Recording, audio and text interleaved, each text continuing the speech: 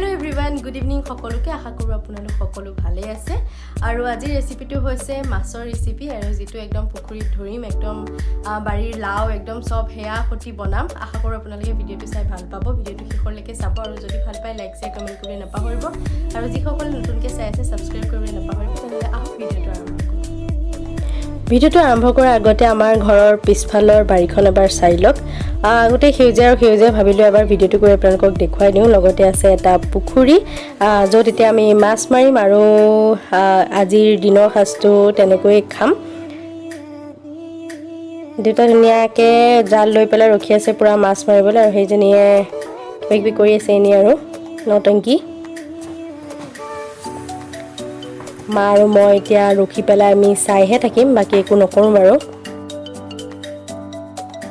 তেনেকে জাল পেলাই দিলে এতিয়া চাওচোন মাছ উঠে নে নুঠে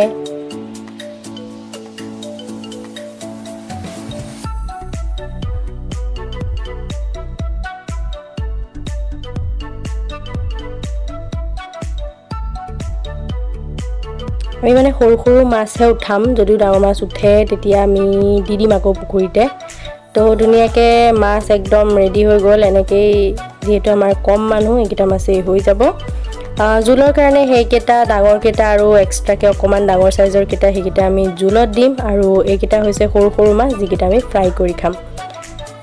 আজি যেহেতু সব ঘৰৰ বস্তু খাম বুলি ভাবি লৈছো আৰু বাৰীৰ পৰা ইয়া ধুনীয়াকে লাও লৈ আনিছো দেতাই ধুনীয়াকে কাটি দিছে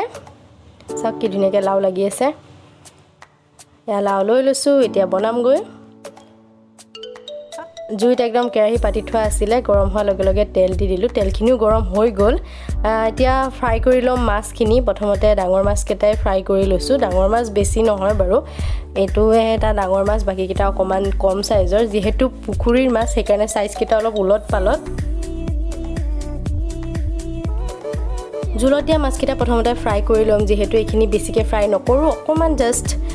ফ্ৰাই কৰি লম মানে অলপমান আৰু ৰঙচুৱা বেছি নকৰো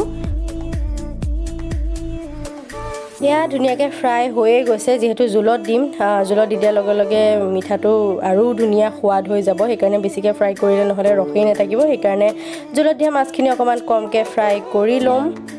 ইয়া হৈয়ে গৈছে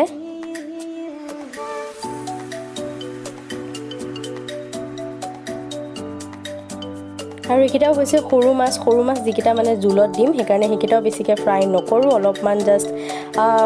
এনে লৰাই লম অলপ সময় এইকেইটাও ধুনীয়াকে ফ্ৰাই হৈ গৈছে মানে যিমানখিনি লাগে আৰু এয়া জুলৰ কাৰণে ৰেডি হৈ গ'ল এতিয়া এই সৰু মাছকেইটা ভালকে একদম ৰঙাকে ধুনীয়াকে ফ্ৰাই কৰি লওঁ কাৰণ একদম ৰঙা হোৱাকে খালে অকমান ভাল লাগে আৰু খাই অলপ কমকে দি ধুনীয়াকে গুটিখিনি ফ্ৰাই কৰি লম ইয়া সব গুটিখিনি ফ্ৰাই হৈ গ'ল এনেদৰে ফ্ৰাই কৰি লৈছো যাতে মানে ক্ৰাঞ্চটো থাকে আৰু তেতিয়া ভাল পাওঁ খাই এতিয়া বনাই লম জুলৰ কাৰণে সেইখিনি তেলতে অলপমান পাঁচফোৰণ দি দিছো পাঁচফোৰণখিনি দিয়াৰ পাছতে ইয়াতে পিয়াজ দি দিছো অলপমান সময় পিয়াজখিনি লৰাই লম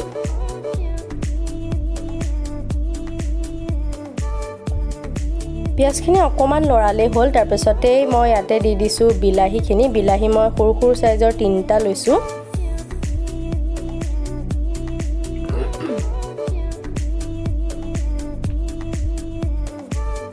ইয়াতে দি দিছো হালধি অলপমান ধুনীয়াকে লৰাই লৈছো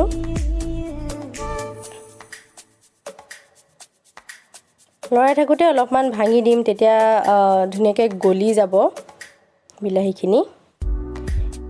আৰু ইয়া হৈছে লাও যেটো দেতাই ধুনীয়াকে কাটি দিছিলে সেইখিনি মানে সৰুকে কাটি আলুৰ সৈতে বইল কৰি দিছিলে মায়ে একদম প্ৰেছাৰতে তো সেইখিনি তেতিয়া সিজিবলৈ মানে পটককে হয় আৰু তেতিয়া পটককে হৈ যায় আৰু টেষ্টটো বঢ়িয়া হয়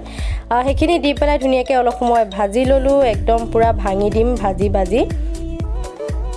এনেকৈ মই হাতাখনেদি অলপমান ভাঙি দিছো তেতিয়া খাই মানে টেষ্টটো ভাল লাগে আৰু নহলে গুটা হৈ থাকিলে ভাল নালাগে এইখিনি ধুনীয়াকে ভাজ খাই গ'ল আৰু যিখিনি পানী বইল কৰোতে দি থোৱা আছিল সেইখিনি পানীয়ে দি দিম জুলৰ কাৰণে আৰু তাতকে পানী বেছি নিদিও আৰু ইমানখিনিয়ে দিম আৰু যিখিনি জুলত দিবৰ কাৰণে মাছ ফ্ৰাই কৰি থৈছিলো সেইখিনি মাছু দি দিম যেতিয়া অলপমান উতলিব আৰু এতিয়া ভালদৰে উতলিবলৈ দিম কাৰণ মাছৰ জুলটো যিমান উতলে তিমান টেষ্ট হয় সোৱাদ অনুসৰি নিমখ যেতিয়া লাওখিনি আৰু আলুখিনি বইল কৰিছিলে তেতিয়া মায়ে দি দিছিলে এয়া একদম বঢ়িয়াকৈ উতল আহি গৈছে চাওক কি ধুনীয়া কালাৰ কি ধুনীয়া লাগে আৰু লাও বিলাহী মাছটো মোৰ একদম ফেভাৰিট হয় আপোনালোকৰ হয় নে নহয় কমেণ্ট বক্সত জনাব পুৰা ভালকৈ উতলি যোৱাৰ পাছতে ইয়াতে দি দিম ধনিয়া আৰু আমাৰ একদম মাছৰ জোল ৰেডি হৈ গ'ল এতিয়া ধুনীয়াকৈ সাৰ্ভ কৰি লওঁ আহক সাৰ্ভ কৰিবৰ কাৰণে আমি ভাত লৈছোঁ ফ্ৰাই মাছ আৰু লগতে চালাড অকণমান মায়ে বনাইছিলে এয়া আজি হৈছে আমাৰ দিনৰ খানা হয়তো আপোনালোকে ভাল পালে চাই পেলাই ভিডিঅ'টো চোৱাৰ বাবে বহুত বহুত ধন্যবাদ আকৌ লগ পাম নতুন এটা ভিডিঅ'ৰ সৈতে বাই বাই